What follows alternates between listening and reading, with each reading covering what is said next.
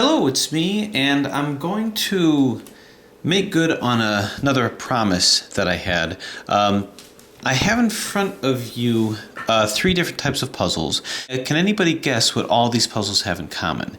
There's something very specific about them that's kind of unique in my collection. Of all the puzzles I have in my collection, these three are unique in that they have one specific characteristic. Can you think of what it is? Well, this over here, this is a 3x3x5, moves just like a 3x3x5, so it's got 5 layers over here. This over here is a 5x5x4 iCube, and moves like a 5x5x4 iCube. This over here is what I've been asked to call a 5x6x7 Floppy iCube Extreme. So what do you think all of these puzzles have in common? Why are they unique in my collection? Well, what they all have in common is every one of these puzzles were actually sent to me by a viewer for the purpose of solving it. So these were sent to me actually very generously at no cost to myself. They were modded, made by a viewer who had a hard time solving it and sent it to me and asked me to go through the process of solving it and then do a video and describe how that solve was done. So these three puzzles were like that. Now, the reason why I rolled them out is because it's this puzzle that I'm going to be focusing on, but I wanted to bring these guys out too because it helps kind of prove a point. So I figure if you want me to go through how to solve a puzzle or how I solve a puzzle, I might as well start from the very beginning as to my general approach to this. I actually did a little bit of a unboxing that kind of introduced the puzzle just a little bit. So what my approach is what I would call taxonomy. I try to characterize the puzzle. Before scrambling it, actually it came to me scrambled, so I really had no choice, but before embarking on a scramble, I try to classify it, because by classifying the puzzle, I can look to see what similar characteristics it has to other puzzles of the same classification, which will help guide me in terms of the solve. So taking a look at it, let's look at some of the characteristics of it. This is a 5x6x7, and it's an iCube, which means it's hacked down one side over here. It came from a 7x7x7. You see 1, 2, 3, 4, 5, 6, 7.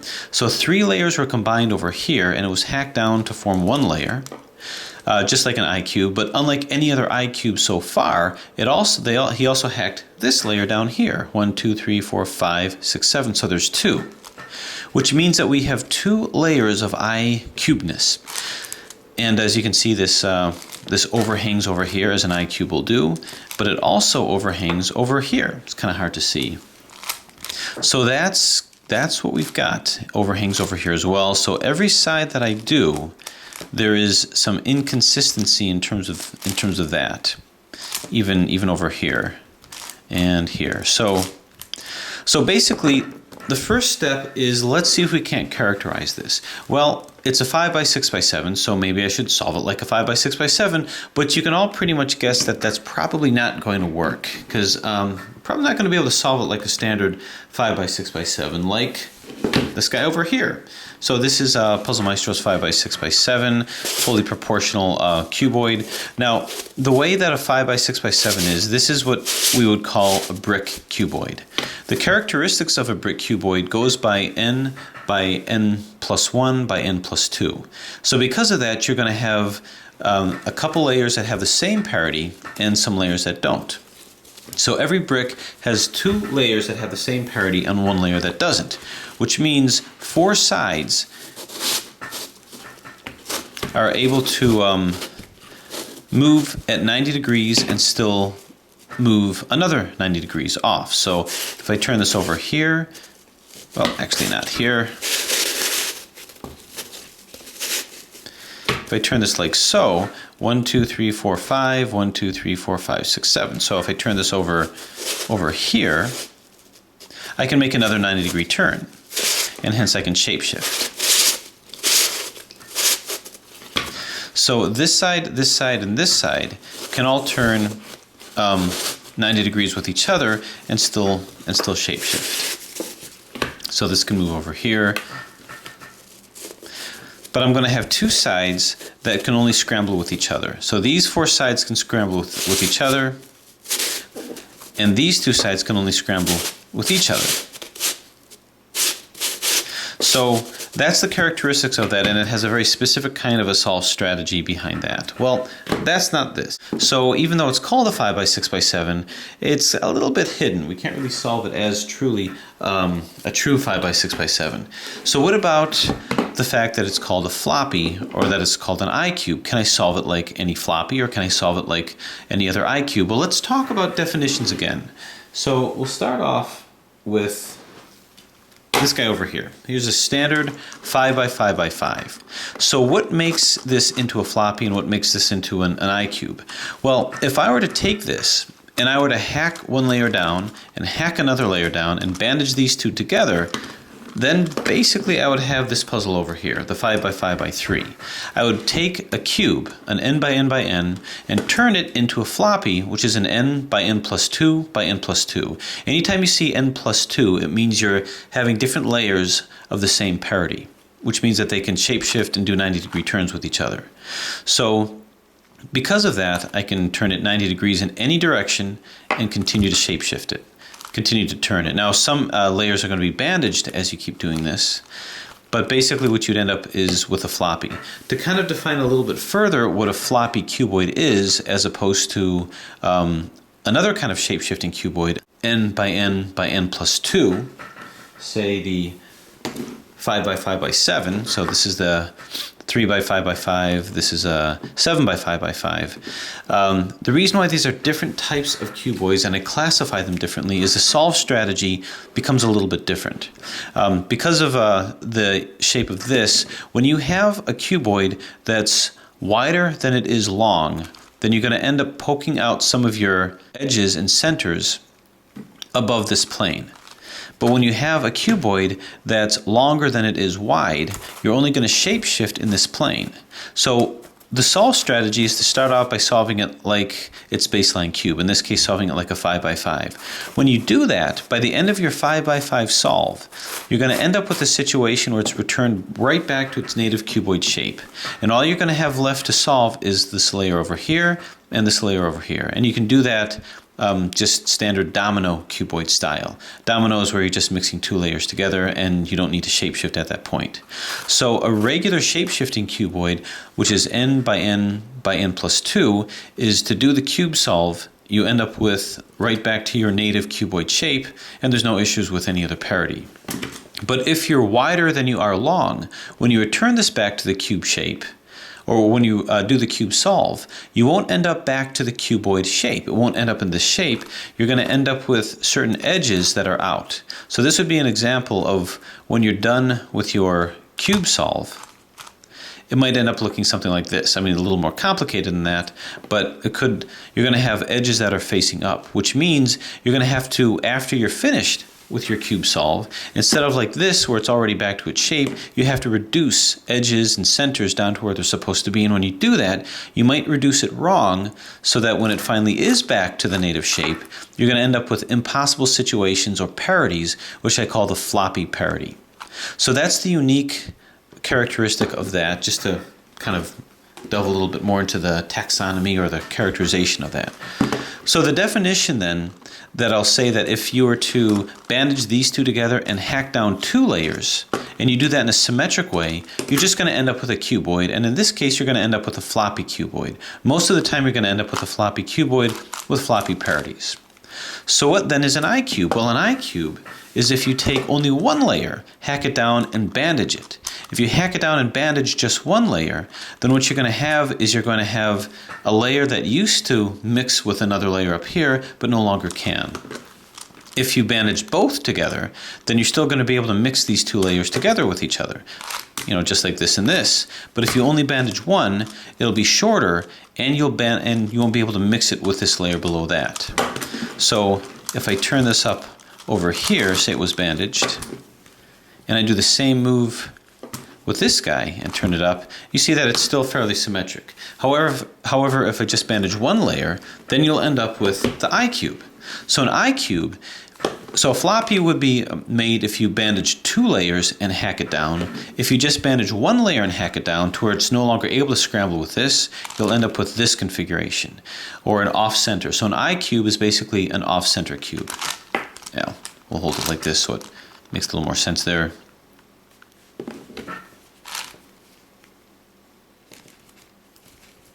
I'll do that there. Okay. So when looking at this, this is your standard cube. Bandage both layers, hack it down, and you end up with a floppy. Only bandage one and hack it down, and you end up with an off-center or an iCube. So that's really the characteristics of that.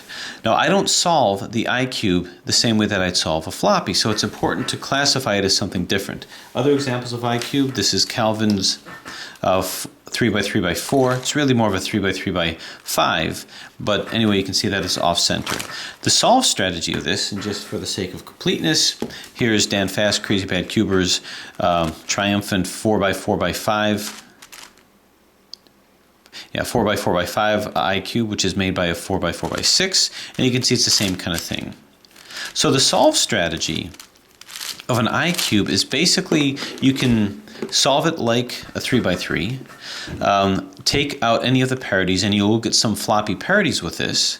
And after that you can solve it layer by layer, but you're going to have to coordinate this layer with this layer down here because that's where it was bandaged with.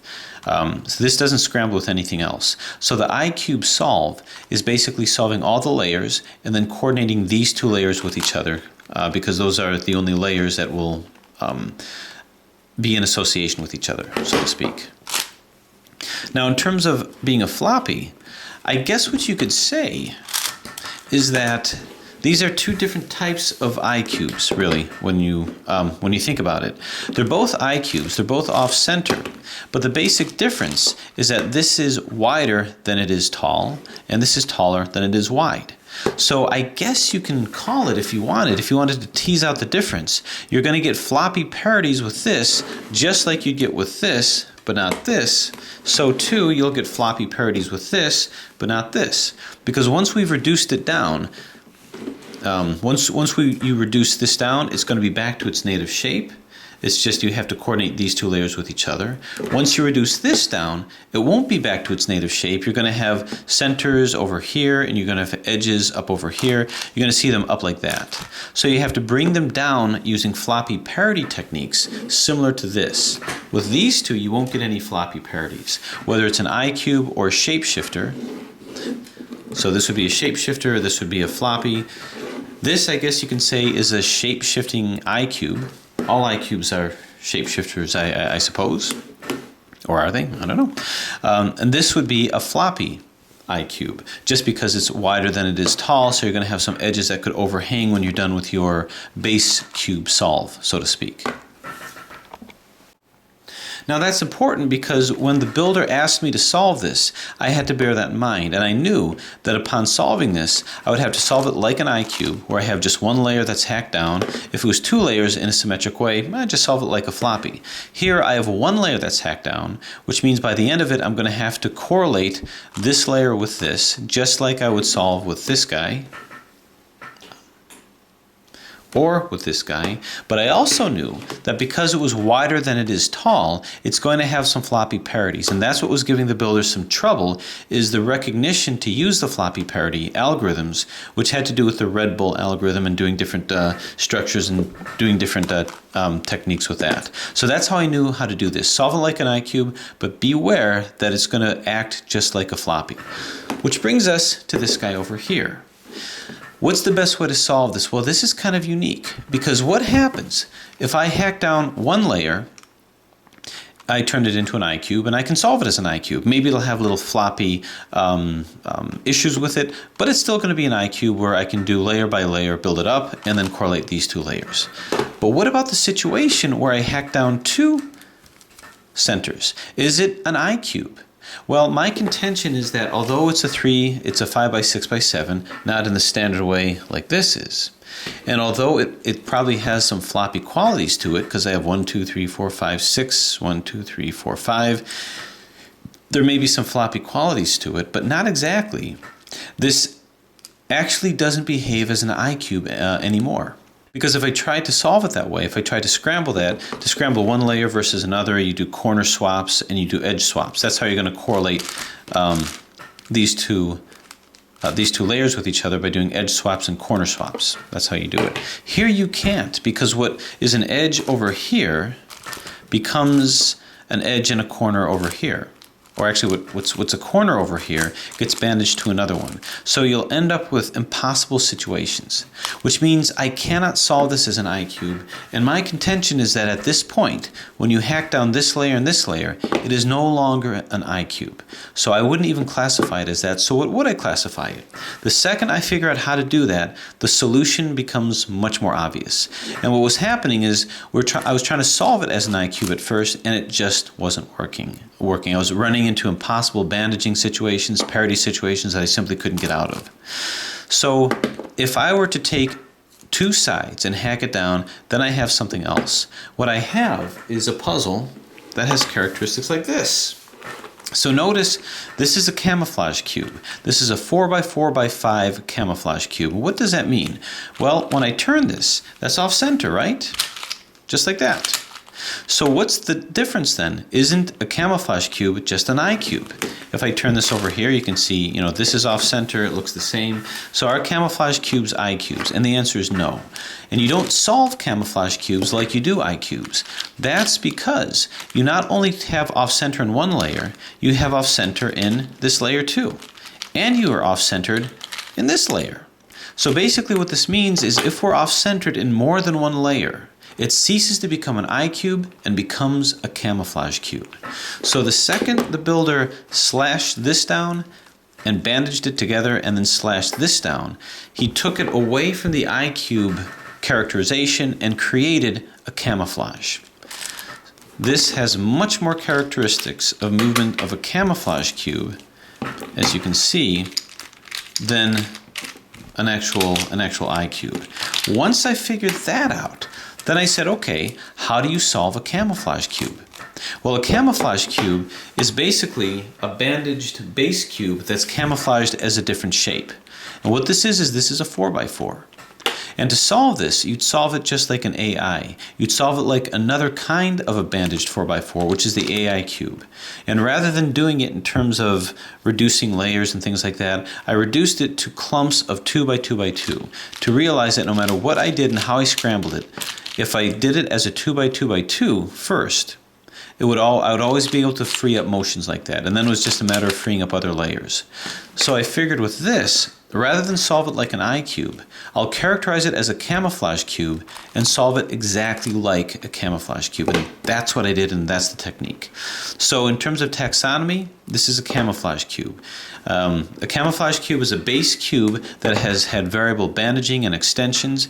Basically what this is they hacked it down and they put extensions and then they made it look like a crisp cube, a crisp cuboid. A 3x3x4. In this case, because this was home built, it was hacked down and whatnot. It was built up a little bit, but it wasn't built up like this to where it actually looks like a 5x6x7. 5x6x7. You probably could. You could probably make it look exactly like this. All you'd have to do is turn it specific ways, and you would find that every way that you turned it, it would be off center. So the real challenge upon building it is to do your slicing and whatnot, then build it up to look like this, and you'll have a very difficult kind of a camouflage cube, which is a 5x6x7. So, with that said, the question now is how do I go about solving it? Well, the way that I solve a camouflage cube, I'm not going to solve it like an AI cube, and I'm not going to solve it like a 5x6x7. I'm going to solve it like a camouflage cube, which means building up, turning it into a 2x2x2 and solve it that way.